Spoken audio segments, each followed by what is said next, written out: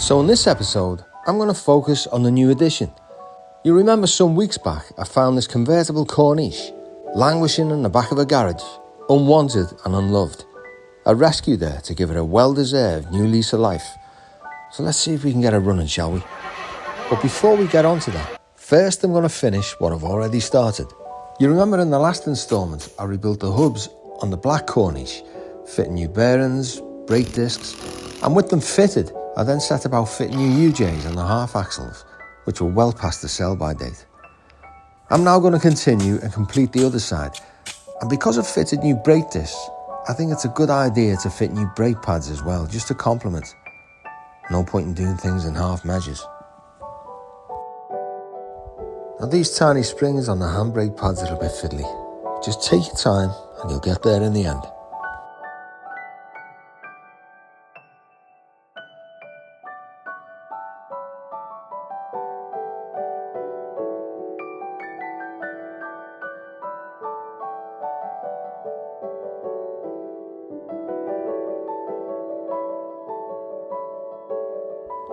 All freshly painted up and ready to go back on.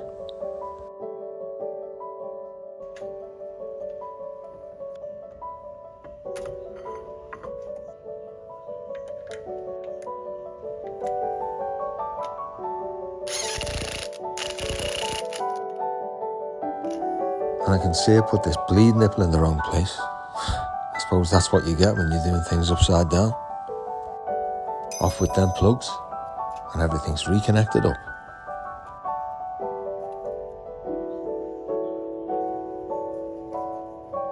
And just as I'm about to refit this, I come across a problem.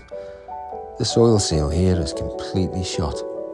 You can see here where it's dripping down gradually and making a mess of people's driveways. You know, you could live with this, but why not just do it while everything's out? It's only going to get worse. Oh, and top tip, don't forget to mark this flange before you take it out. It only goes in one way. It'll just save you spinning it round for hours on end trying to get it to fit. So it's all ready to go back in, but before I do that, I've noticed that on the diff itself, on each side, you've got like these, they're like oil seals. So at the end of here, it goes into a cup, and that cup goes through a flange where I think there's like 6-10 milli bolts around it. You have to undo the flange, prise it out, and carefully pull the splined shaft out. But I've had a little bit of a problem, and it's a bit of a grey area. These are the seals that they've been superseded to. There's a red one and a green one, as you can see. But nobody seems to know which way around they go. Now, I've noticed that the arrow, the directional arrow on them is both exactly the same. So rather than try and clear that up, and I'm kind of to and fro with different people and looking at, you know, forums and websites and all that, I can't seem to clear it up. So I've decided just to get from IntroCar the old style ones before they were superseded. These are not sided. They're both exactly the same for each side. So I'm going to play it safe and go with these. Right, let's get stuck in.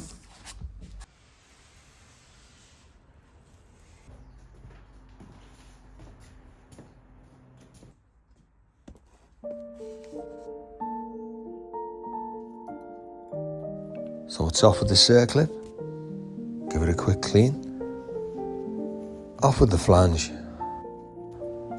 and there you go, there's the seal. Be careful not to lose that washer. That bearing looks fine. So it's out with the old seal, and in with the new.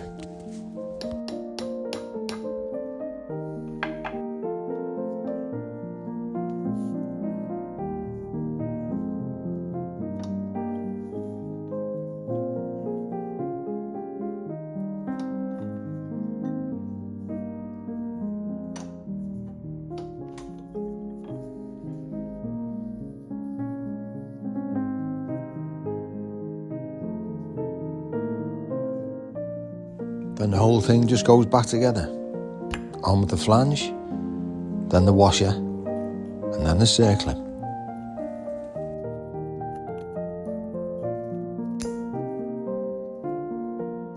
Nicely painted up, ready to go back on. Now I use a tiny slither of the blue gasket seal on both faces, just to make sure that it's just a case of lining up the marks we made earlier.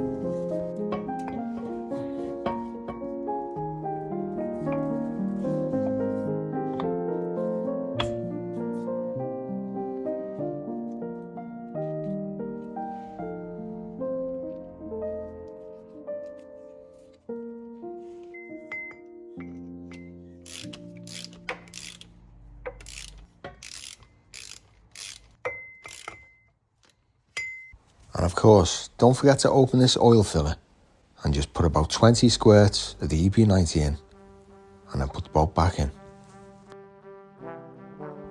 But of course, don't forget to put this back in first and put the boot back on and the clips. Just take your time and be careful not to drop them needles. Come on, get in, you slippery little sucker.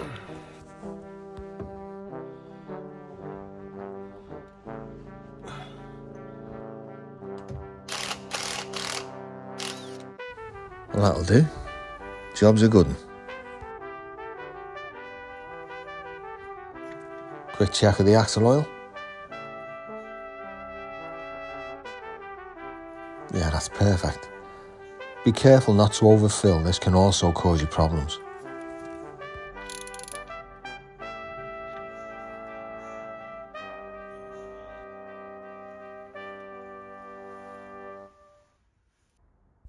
So with that done, let's get finished up on the paint and let's get this car back on the road where it belongs.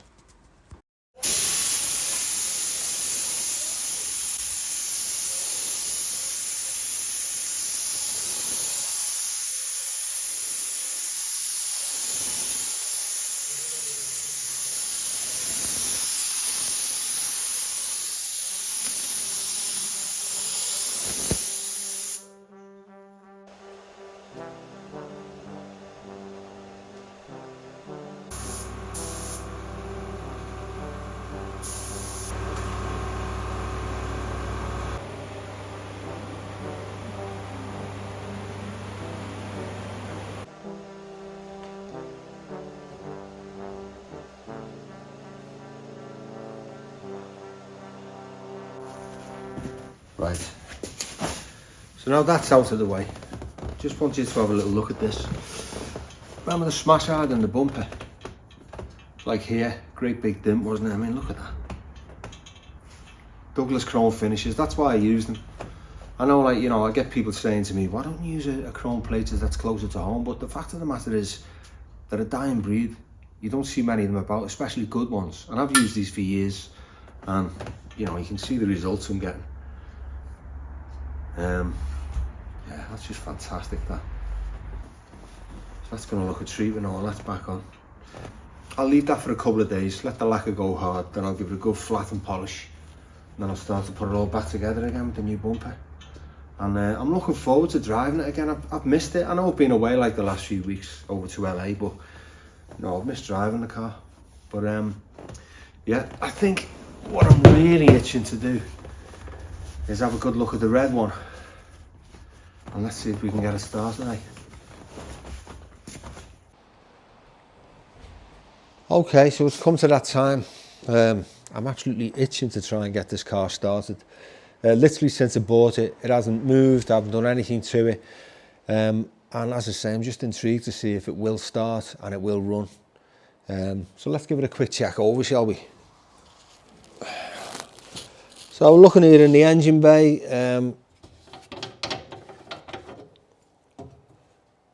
dry as a bone, no water. That doesn't matter, we won't run it for long if we get it started.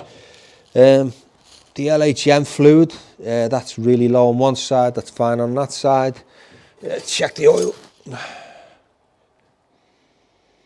could do with a change, smells like fuel, but good level. It looks pretty new under here, doesn't it? I'm amazed how in good condition it is. Let's move along to the back. Check the fuel. There's got to be a pull somewhere for this. There you go. And looking at the fuel tank, I mean, normally I drain the fuel tank because if it's got old fuel in it, it hasn't ran for what, 13, 14 years, it's going to be pretty stale, isn't it? But it's a different configuration to the black one. I mean, the black one has the tank here, and underneath it just has a lug that you can drain it from. But as you can see, this one, it just runs along there. Doesn't seem to be any drain hole. I can't see one anyway. So let me just check the fuel and see what it's like.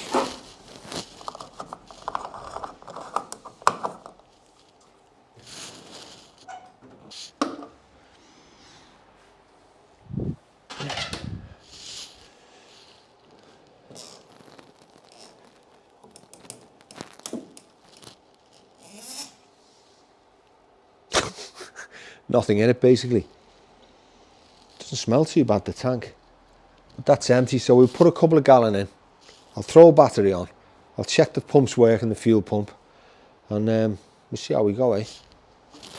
You never know. It is a Rolls-Royce after all.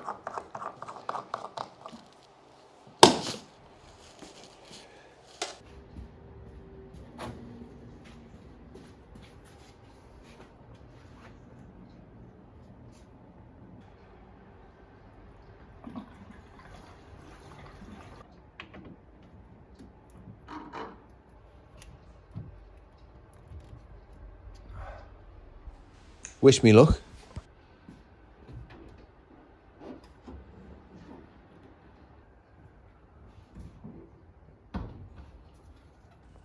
Now I'm just going to pull this coil lead off.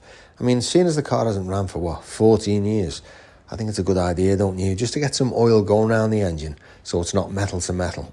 And if the car finally does spark into life, then at least it'll be lubricated.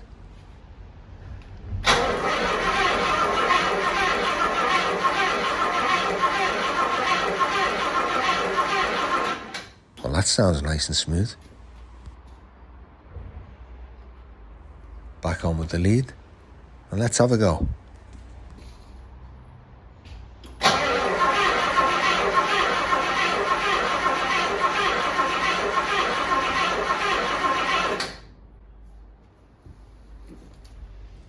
A quick listen for the pump. No, nothing.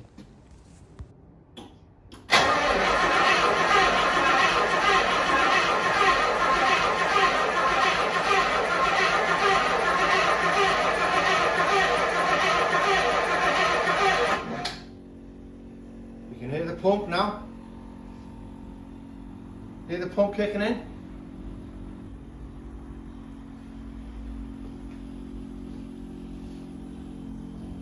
Yes, the pump working the fuel to the front. You've got low coolant, which we know. Brake pressure, obviously there's none because the engine isn't running. Low fuel, which we know.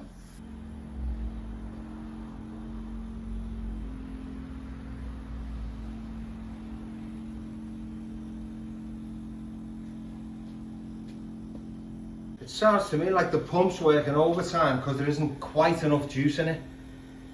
Maybe I'll put another couple of gallon in and try again.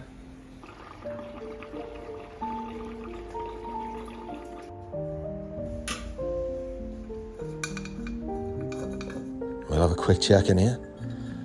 Make sure there's no vermin nesting in here. Well, that looks a bit mouldy. This should all clean up. It's only what can be expected. And these are all nicely lubricated. Spotless inside.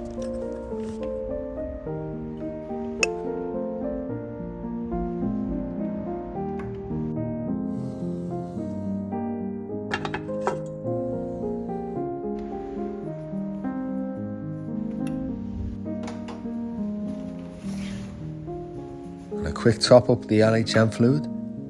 Careful not to overfill.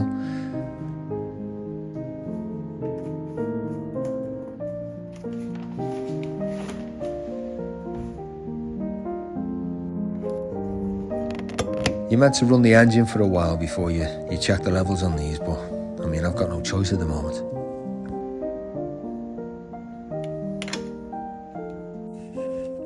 And it's nice to see the NGK plugs, which is always a good sign.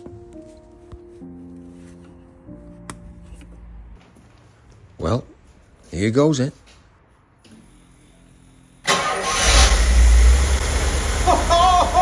It must have just been there wasn't quite enough fuel in it.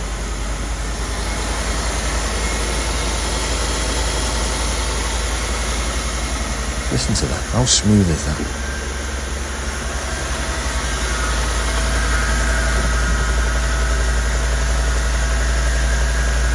As soon as I put that extra fuel in, it's made all the difference. Well, okay, I'd say that was a roaring success, wouldn't you? You know, it's ridiculous when you think about it. The black Corniche was off the road for 16 years in a barn, and apart from freeing up the fuel pump, taking half an hour, again it had an empty tank, put fresh fuel in, first touch of the key. So it's absolutely remarkable, isn't it? The second one, the second drop head I've got, exactly the same thing, empty tank. I put the first lot in, it didn't seem quite enough, you could hear the pump struggling. Put another lot in and bosh, away we go. So I'm absolutely delighted. Obviously this is a bit crumbly and a bit dirty and a bit mouldy. I'll put a new one of them and I'll clean all this out. But I mean, you heard it for yourselves. It was absolutely beautiful, smooth as anything. And considering it was off the road for 14 years, that's a Rolls-Royce for you. So, happy man. I love it when a car comes back to life. And a couple of days later, the Mercaderas came out. I cut and polished the paint. And I have to say, I was absolutely delighted with the results. She's back in the game.